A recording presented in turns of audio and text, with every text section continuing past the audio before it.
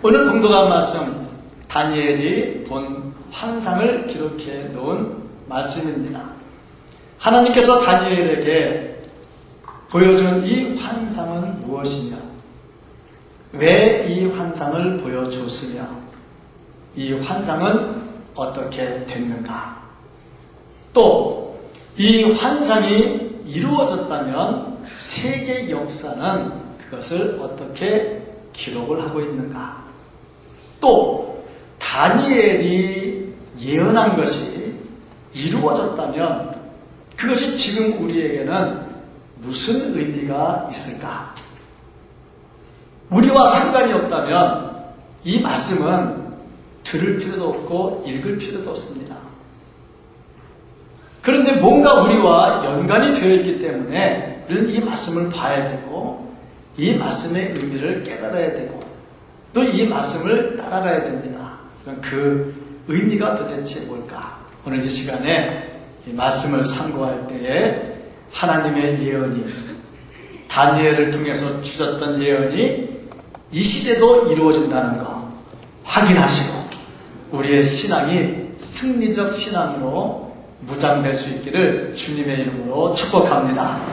먼저 이 말씀을 통해서 볼 수 있는 것은 하나님은 자신의 삶에 충실한 사람들, 그 사람들에게 예언의 말씀을 주신다는 겁니다.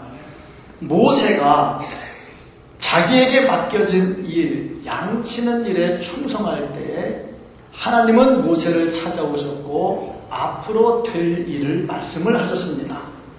사무엘이 엘리 제사장을 도와서 제사하는 일에 충실할 때에 하나님은 찾아오셔서 앞으로 될 일을 예고해 주셨습니다. 다윗은 아버지의 뜻을 따라서 양치는 일을 충성스럽게 할 때 하나님께서 찾아오셔서 앞으로 될 일을 예고해 주셨습니다. 마찬가지로 다니엘도 자기에게 맡겨진 일에 충실히 감당할 때에 하나님께서 찾아오셔서 앞으로 될 일을 예고해 주셨습니다. 이것을 보면은 하나님께서는 게으르고 나태한 자를 통해서 일하는 것이 아니라 자기에게 주어진 일에 충성을 다하는 사람들을 찾아오시고 그들에게 앞날에 대한 예고를 해주신다는 것을 알 수가 있습니다. 그런데 이 본문 말씀을 읽으면서 보면 조금 이상한 부분이 있습니다. 2절 말씀을 보면 내가 환상을 보았는데 그것을 볼 때에 내 몸은 엘람 지방 수산성에 있었고 내 몸이 엘람 지방 수산성에 있었어요. 그런데 내가 환상을 보기는 을레 강변에서 봤다. 그런데 이 수산성과 을레 강변의 거리를 조사해 보니까 354km예요. 참 애매한 겁니다. 몸이 지금 수산성에 있는데 354km 떨어진 곳에서 환상을 봤다. 이거 어떻게 해석을 해야 되는 거예요? 그래서 학자들은 이렇다 저렇다 말들이 참 많아요. 근데 정답은 없어요. 그런데 분명한 답 하나, 다니엘이 본 것은 분명하다 하는 거예요. 분명히 하나님께서 열정적으로 일하고 있는 다니엘을 찾아왔어요. 이때 다니엘은 뭘 하고 있었느냐? 이때에 벨사살 왕이 있었는데 벨사살 왕의 아버지인 나보니두스라고 하는 사람이 자기 아들 왕과 함께 일하면서 다니엘에게 특별한 일을 맡겨주셨어요. 그래서 그 맡은 일을 열심히 잘 감당. 얼마나 성실하게 했냐면 이때 다니엘의 나이가 이미 70이 넘었습니다. 그럼에도 불구하고 얼마나 성실하게 일을 했는지 다니엘에게서 빈틈을 찾아볼 수 없을 정도로 성실하게 일을 했어요. 뭐 우리나라의 제도는 70 넘으면 은퇴 그래가지고 뭐 이렇게 잘 일을 잘 안 맡겨줍니다만 뭐 맡아야만 일하나요? 할 일은 많이 있거든요. 나름대로 다니엘은 70이 넘은 나이에도 자기가 맡은 일을 열심히 잘했습니다. 하나님은 자기 맡은 일에 성실한 자에게 앞으로 될 일들을 미리미리 말씀해 주십니다. 예언을 할 때 두 가지 의미가 있어요. 첫 번째 의미는 뭐냐면 지금 예언한 것이 곧바로 다음 시대라든지 그 다음에 이루어지는 것이고, 두 번째 의미는 이루어졌음에도 불구하고 그 다음에 또 다른 의미로 그것이 이루어지는 것을 말합니다. 그런 의미에서 다니엘이 예언한 것이 이것이 300년 뒤에 성취가 됐습니다. 그러면 우리와 아무 상관이 없느냐? 그렇지 않습니다. 이미 성취가 됐지만 이 시대도 그와 같은 일이 일어났고, 또 다니엘이 그랬던 것처럼 우리도 그렇게 해야 이 예언의 성취가 온전하게 이루어진다는 겁니다. 그래서 하나님은 항상 신실한 자에게 보여주시고 앞으로 될 일들을 다 예고해 주십니다. 다니엘에게 일어났던 그 일, 우리에게도 일어나고 앞으로 시대에도 이것은 계속해서 일어나게 될 겁니다. 그래서 우리가 신실하게 있어야 이런 것들을 볼 수 있게 된다는 겁니다. 신실한 삶을 사는 성도들 되기를 주의 이름으로 축복합니다. 다음으로 이 말씀을 통해서 우리가 볼 수 있는 것은 이런 하나님의 역사는 세계의 모든 역사가 하나님께서 말씀하신 예언이 구체적으로 이루어진다는 것을 증명하고 있다는 겁니다. 세계 역사가 증명을 해줍니다. 세계 역사가 증명을 하든 말든 하나님의 예언은 예언이고 맞습니다. 그럼에도 불구하고 세계 역사가 증명한다는 것은 두말할 것 없는 사실이라는 거죠. 그래서 하나님께서 다니엘에게 환상을 보여주시는데 순양이 나타나요. 순양이 나타난 다음에 순염소가 또 나타납니다. 이 두 가지 환상이 나타나는데, 먼저 순양이 나타나요. 순양이 나타나는데 뿔을 2개를 가졌다 그랬어요. 뿔을 2개를 가졌는데 나중에 난 뿔이 먼저 난 뿔보다 더 길었다, 이렇게 말합니다. 그런데 이 양이 얼마나 힘이 센지 사방을 밟고 다니는데 대적할 세력이 없다 그랬어요. 왜 하나님은 다니엘에게 이 환상을 보여주셨을까?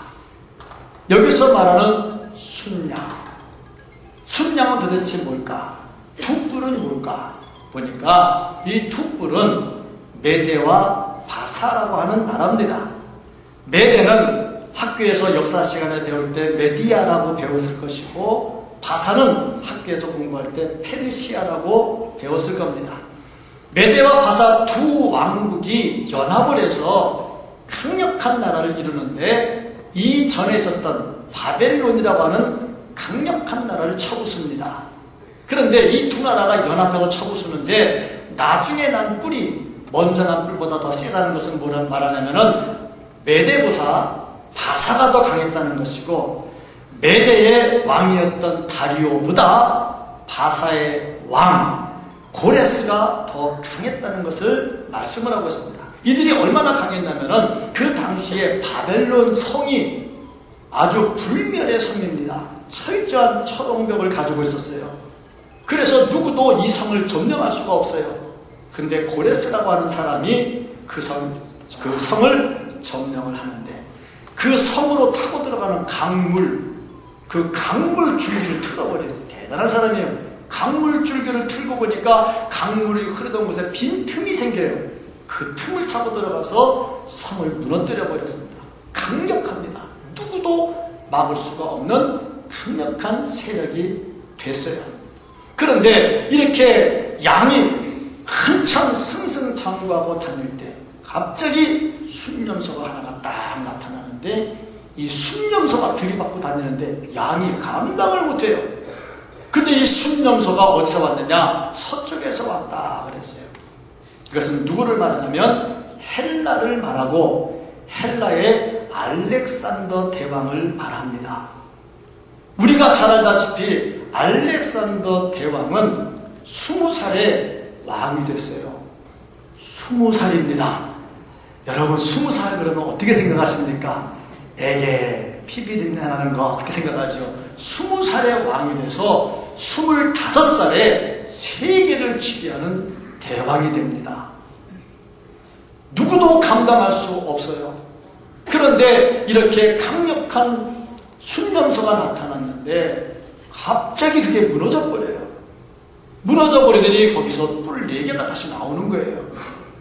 뿔 4개가 나오는 것은 알렉산더가 죽고 그 다음에 4명의 대왕이 나온다는 겁니다. 역사로 보면 카산더, 위시마쿠스, 셀류쿠스, 톨레미 이런 4사람이 나와요.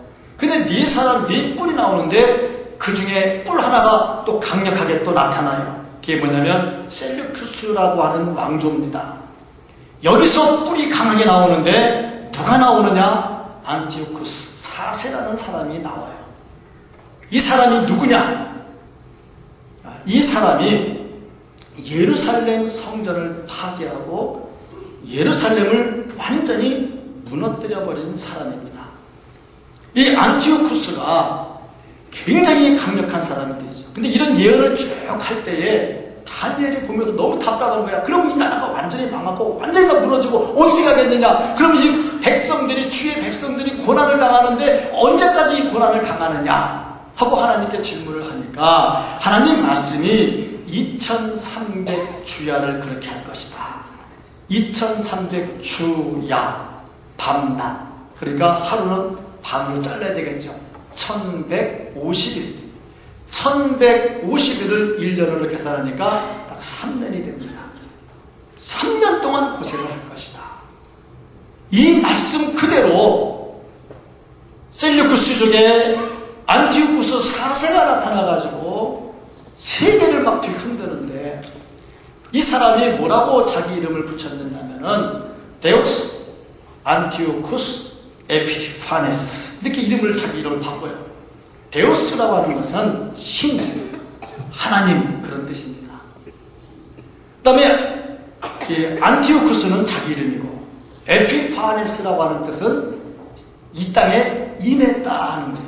그러니까 자기 이름 안티오쿠스 나는 신이 이 땅에 임한 존재다. 세상에 이렇게 무식한 이름이 어디에 있어요? 그래서 성경학자들은 이 안티오쿠스 4세를 가리켜서 적그리스도라고 말을 합니다.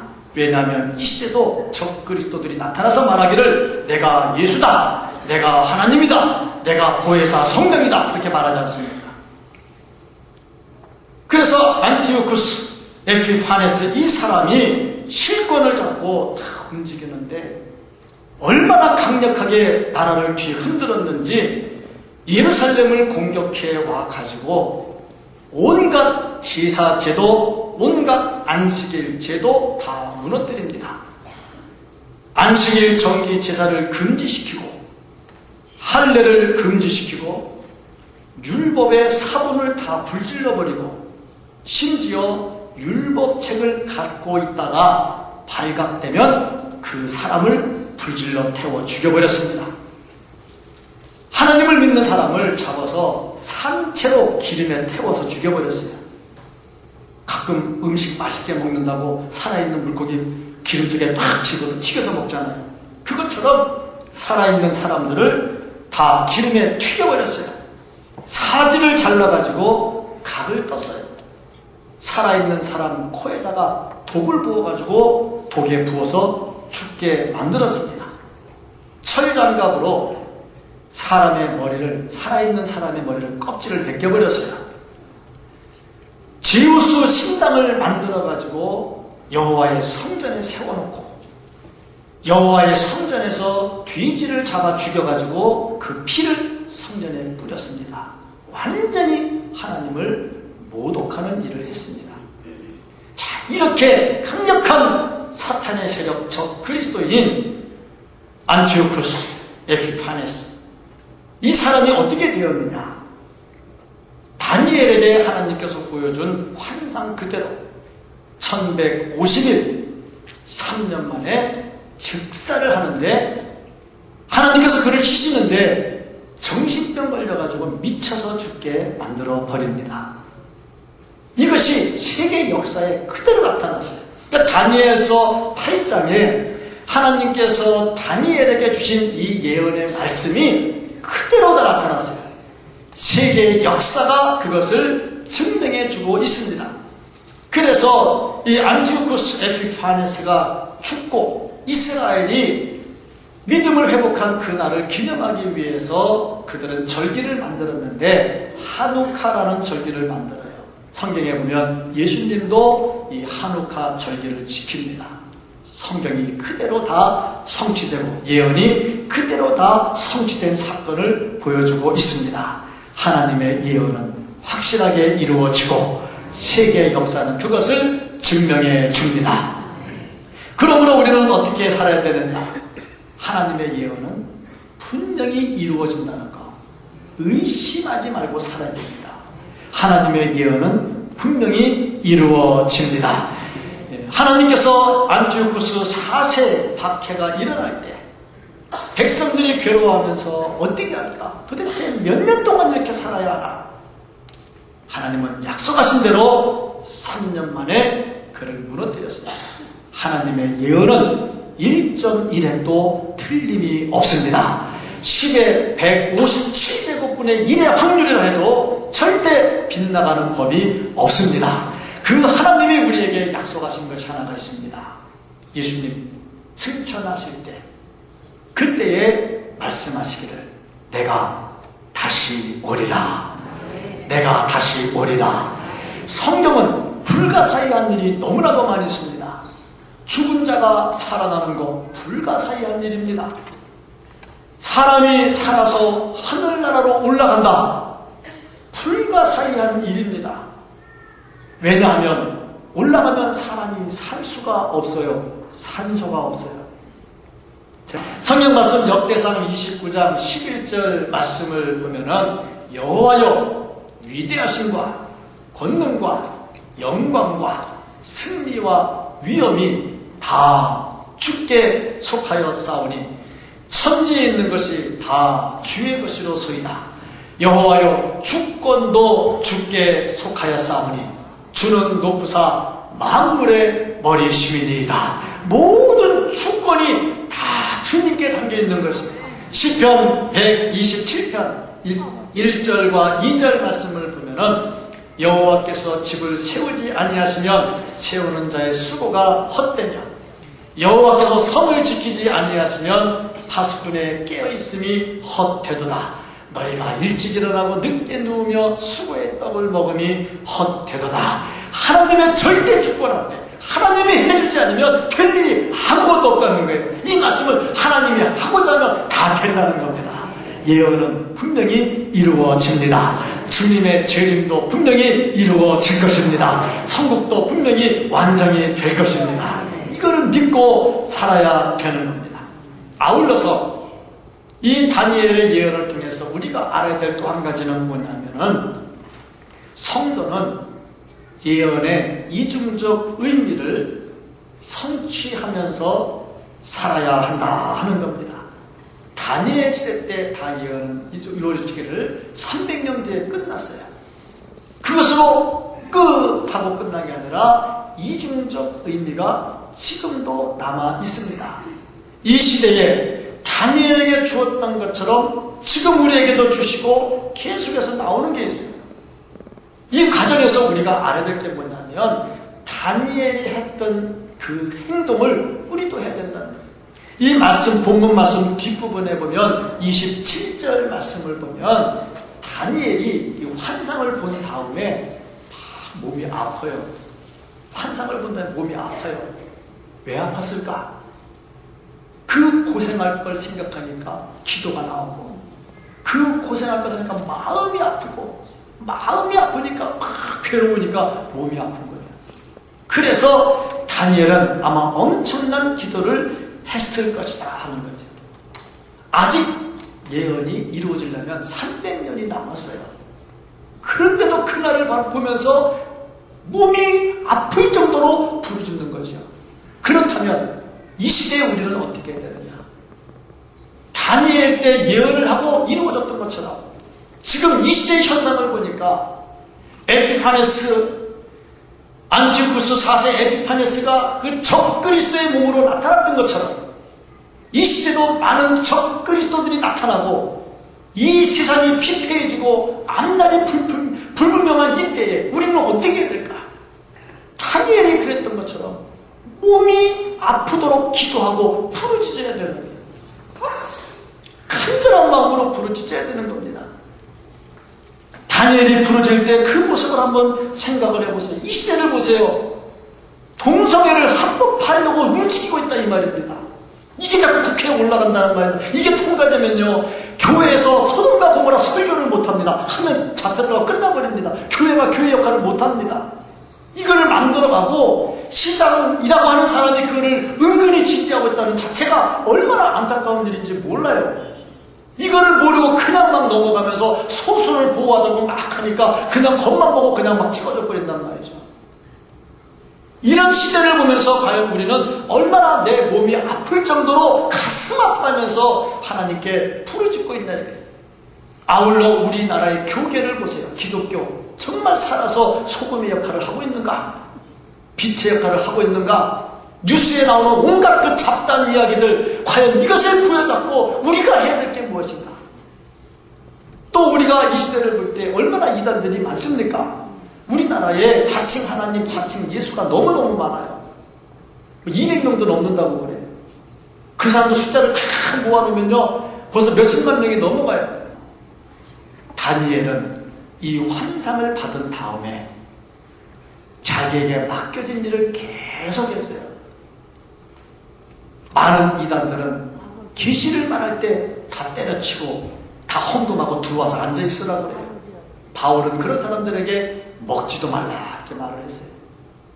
내게 주어진 일에 최선을 다하면서 이 나라가 하나님의 나라가지고 안티오쿠스 4세 에피파네스 같은 사람들, 이런 적그리스도들이 사라져버리고 하나님의 심판이 이루어지고 주님 다시 오실 날 속히 이르게 하옵소서, 이거를 바라보고 사는 사람이 진정으로 신앙으로 승리하는 사람입니다.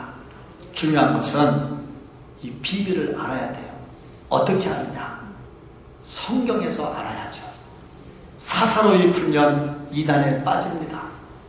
정상적인 신학과 정통적인 신학에 의해서 이 말씀을 풀어나가고, 아울러서 다니엘이 했던 것처럼 내 본연의 임무를 다하면서 하나님께 간구할 때 하나님께서 에피파네스, 안티오쿠스 4세 에피파네스를 심판하셨던 것처럼 이 땅의 적그리스도들은 하나님의 심판 속에 무적행에 갇히게 될 것이고 하나님의 사람들은 승리하게 될 것입니다. 이 예언은 분명히 이루어질 겁니다. 이거를 믿는 사람이 신앙의 승리자가 될 수가 있습니다. 신앙의 승리자가 될 수 있기를 예수님의 이름으로 간절히 축복합니다.